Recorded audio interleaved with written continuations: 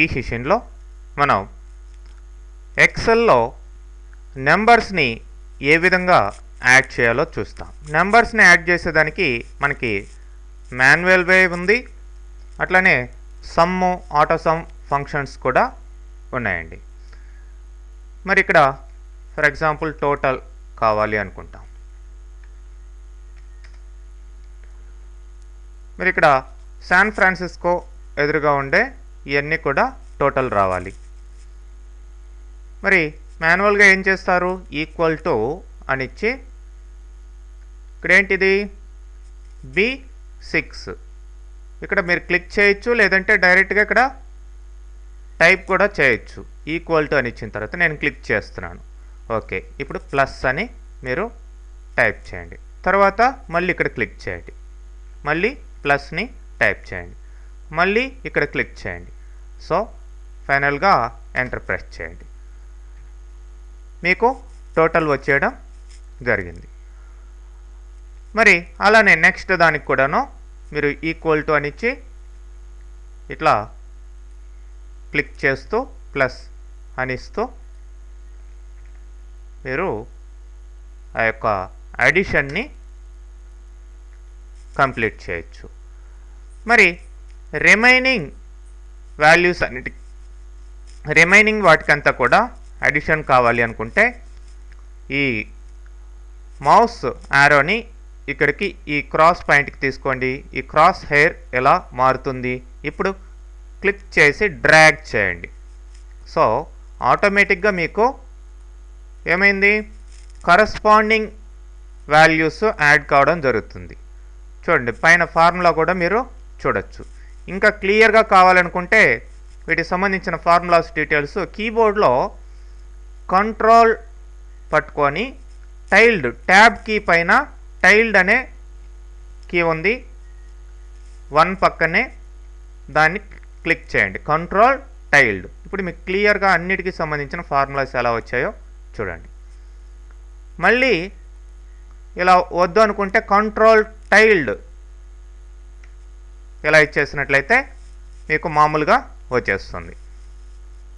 మరి ఇట్లా మీరు డ్రాగ్ చేసి కాకుండా ఇప్పుడు డిలీట్ చేసాను, ఈ క్రాస్లో పట్టుకొని డబుల్ క్లిక్ చేయండి.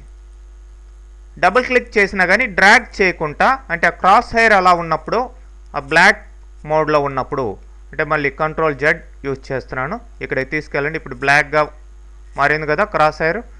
ఇప్పుడు డబుల్ క్లిక్ చేయండి, ఆటోమేటిక్గా కింద ఉండే సెల్స్ కన్నిటికి కూడా ఫార్ములాస్ ఫిలప్ కావడం జరుగుతుంది. మరి ఇక్కడ కూడా అంతే, టాప్లో ఉండే వాటి అడిషన్ అంతా కావాలి అనుకోండి, ఈక్వల్ టు అని ఇచ్చి ఒక్కొక్క దాన్ని మీరు ఇట్లా మాన్యువల్గా ఇట్లా ప్లస్ ఇచ్చుకుంటూ క్లిక్ చేసుకుంటూ వచ్చేయచ్చు. లేదంటే మీరు ఆ యొక్క సెల్ రిఫరెన్స్ డైరెక్ట్గా కూడా టైప్ చేసుకోవచ్చు.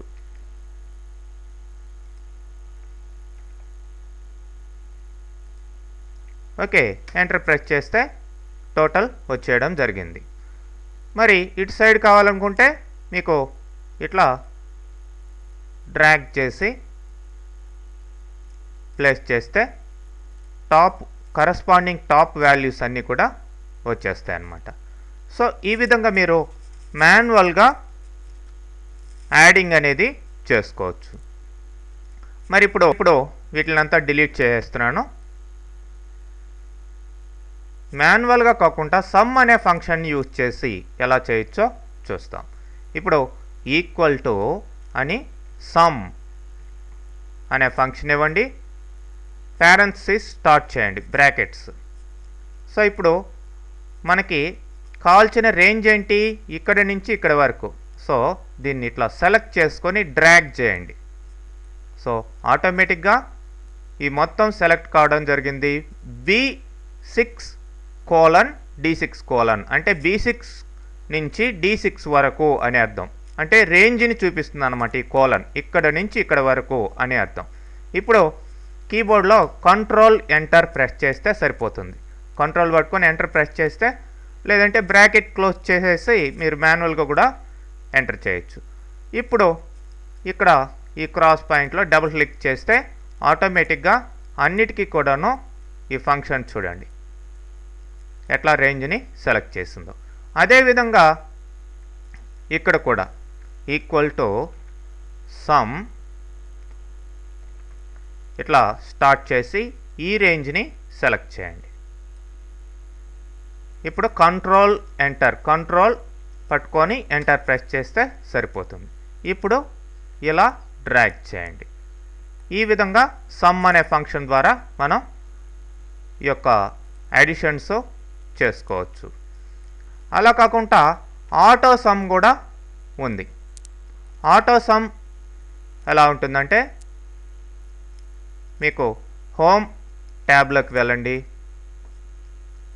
హోమ్ ట్యాబ్లోకి వెళ్ళిన తర్వాత ఇక్కడ ఈ సిగ్మా సింబల్ ఉంది కదా, ఆటో సమ్ అనమాట అది.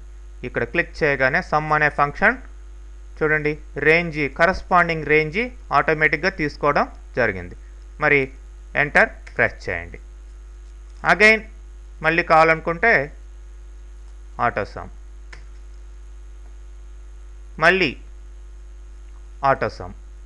ఇప్పుడు చూడండి ఇప్పుడు పైన 2 రేంజెస్ ఉన్నాయి, టాప్ వాల్యూస్నే తీసుకుంటుంది, ఇటు సైడ్ తీసుకోలేదు.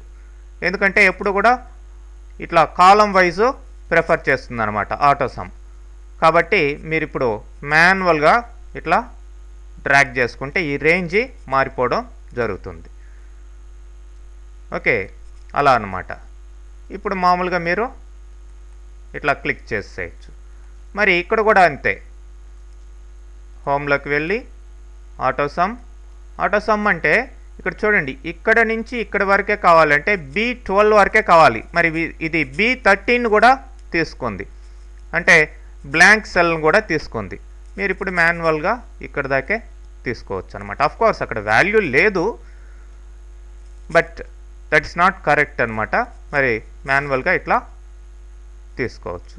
మరి ఇట్లా డ్రాగ్ చేసి ఫిలప్ చేయొచ్చు. ఈ విధంగా మాన్యువల్గా కానీ లేదంటే సమ్ము ఆటో సమ్ అనే ఫంక్షన్స్ ద్వారా కానీ మీరు నెంబర్స్ని యాడ్ చేసుకోవచ్చండి.